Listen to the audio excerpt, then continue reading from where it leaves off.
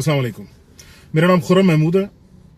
I support PTI के platform से हम एक तहरीक का आगाज कर रहे हैं। उस तहरीक का नाम है मुझे क्यों लूटा। इस तहरीक को शुरू करने का जो असल मकसद है भाइयों, वो ये है कि 35 सालों से इस मुल्क को लूटने के बावजूद, करप्शन से इस मुल्क की जड़ों को खोखला करने के बावजूद, इस मुल्क को कर्जों में डुबोने के बावजूद, इस पूरी की पूरी गरीब अवाम को तालीम और सेहत से महरूम रखने के बावजूद, ये करप्ट तरीन हुक्मरान हम ही से सवाल पूछ रहे हैं कि मुझे क्यों निकाला।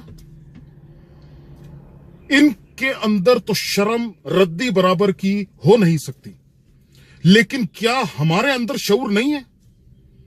अब वक्त आ गया है कि हम इनसे एक होके पूछें, क्यों लूटा मुझे? क्या कसूर था मेरा? क्यों इन हुक्मरानों की खरबों की जायदादें हैं और ये अवाम 2 वक्त की रोटी के लिए भी तरस रही है? क्यों? क्या हक पहुंचता है इनके पास?